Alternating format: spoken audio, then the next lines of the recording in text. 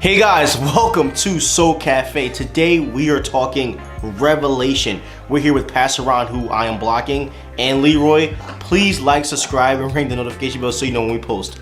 See ya. How'd you like that? Welcome. Isn't that great? Hey, we always have a lot of fun at Soul Cafe. I want to give a shout out to Tammy that's going to be watching tonight. She texted me this morning and said, Pastor Ron, do you ever think about doing a series on Revelation? I'm like, Tammy, we're doing it right now. And so, Tammy, if you're watching tonight, Tammy, in case you don't know, was one of my members of my last church plant. Great person, her and her husband, and just a tremendous worker. So, hopefully, you're on tonight, Tammy. We're going to dive in tonight to Revelation. We're going to be in chapter 6, but I want to read Daniel 9. So, before you turn to Revelation 6, and we're talking tonight about how close are we to the end, looking at the end times, looking at times and troubles and tribulation. That's the name of the message. And if you have the message notes, they're located at fbcde.com. So jump on there and download those real quick, and you can jump in with us. But Daniel chapter 9, I want to read verse 25, because Daniel, hundreds of years before John ever wrote Revelation, gives a prophecy about what Revelation chapter 6 details. So let me read that for you. Chapter 9, verse 25 of Daniel says this. Listen to these words from the prophet Daniel.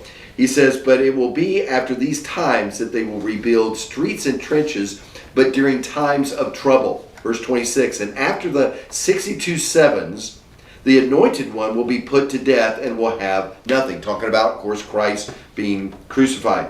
"And the people of the ruler will come, will destroy the city and the sanctuary, and the end will come like a flood. And the war will continue until the end, and desolation has been decreed." So it's talking about in 70 AD that Titus, the Roman emperor, came in and basically just destroyed Jerusalem, leveled the temple, not a stone on top of any other stone, deported all the people. It was a mess in 70 AD. So again, Daniel prophesied this, and it came true just at the exact time he said that it would.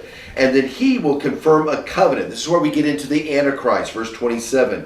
"He will confirm a covenant with many," and we know that's Israel, "for 1/7. That's 7 years.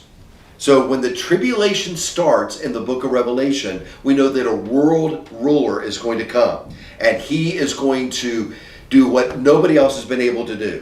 He is going to make peace in the Middle East. In fact, I was reading about the first United Nations president, Paul Henry Spake, and he wrote these words, which is, boy, this just like scared me when I read them. He said, "What we need is not another committee. We have too many of those already. What we want is a man of sufficient stature to hold the allegiance of all the people and to lift us up out of the economic morass that we're sinking in. Send us such a man," now listen to these words, "and whether he's a god or a devil, we will receive him." Now this is the guy that was the first president of the United Nations. He was later on, went on to head up NATO. And he is saying, if we can find the guy that'll bring us peace and bring us economic prosperity, the whole world will follow him. It doesn't matter what he is. Now this guy did not know he was going to talk about eventually the Antichrist. But he's talking about the Antichrist. Yeah. Because that's what Daniel says. This guy's going to come. He's going to make a covenant with Israel for 7 years at the very beginning of the tribulation. But end of verse 27. "But in the middle of it, he'll put an end to sacrifice and offerings.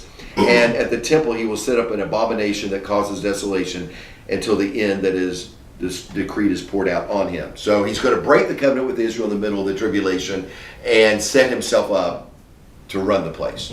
So now we begin to understand why God's about to release all these horrible seals that are going to open, and this huge distress comes upon the earth. So let's go back real quick, and then I'll turn it over to Leroy. Revelation chapter 6. I'm going to talk to you about horses. Got the horse behind me. You got a horse on your notebook if you got one of our notebooks. Listen what now John, taking Daniel's prophecy of the Antichrist starting this whole tribulation at the beginning of 7 years, forming a covenant with Israel, then breaking the covenant with God's people. Now God releases his wrath against all sin.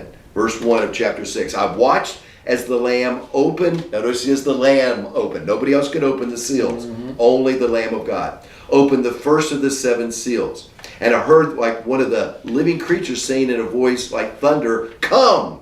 And I looked," verse 2, "and there before me was a white horse, and its rider held a bow. and he was given a crown, and he rode out as a conqueror bent on conquest. Now, this is not talking, guys, about Jesus Christ. Because the word bow here is he has a bow, but he doesn't have any arrows. So a conqueror would have a bow with arrows because he's going to shoot the arrows to, win the war, to fight against the enemy and win the battle. But this is a guy that has the illusion of having this power, but really doesn't have the power. Yeah. But he's able to seduce the people into following him. And he begins to create this movement upon the earth as he begins to take it over. This horse represents one that has a crown. And the word crown here is an interesting word. It's the Greek word that is used for one that receives a crown, not one that has earned that crown. So when it talks about Jesus wearing a crown, it's a different Greek word that he has the right to wear the crown because he earned it. This guy, the Antichrist, wears the crown, but he really didn't earn it.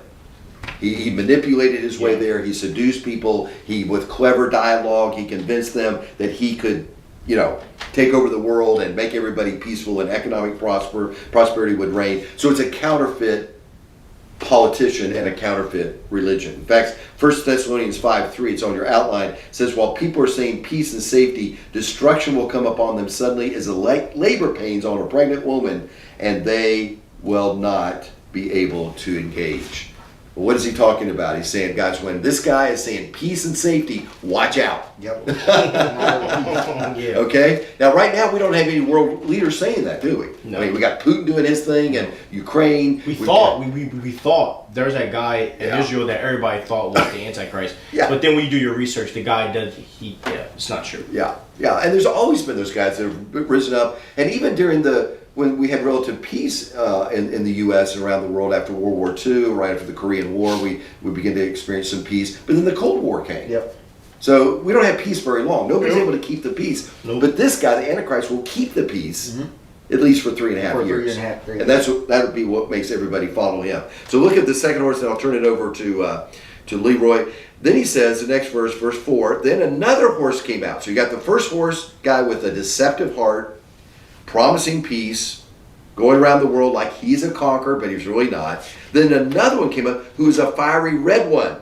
And its rider was given power to take the peace from the earth, to make the people kill each other, and to him was given a large sword. So this red horse guy is interesting because he symbolizes a redness of, meaning the blood of war. I mean, this guy is one that comes in, takes the peace, he breaks the peace, he disturbs the peace, and in the midst of that, just messes up the whole security of the world.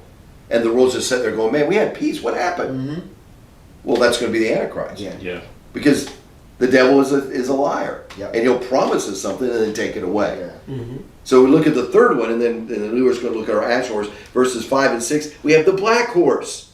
And so this guy comes out, and he's writing verse 5, when the Lamb opened the third seal, I heard the third living creature say, come, and I looked, and there was a black horse. Its rider was holding a pair of scales in his hand, and I heard what sounded like a voice like the four living creatures saying, 2 pounds of wheat for a day's wages, 6 pounds for barley for a day's wages, and do not damage the oil and the wine. So this horse now comes, because there's war. We know wherever there's war, there's going to be famine, right?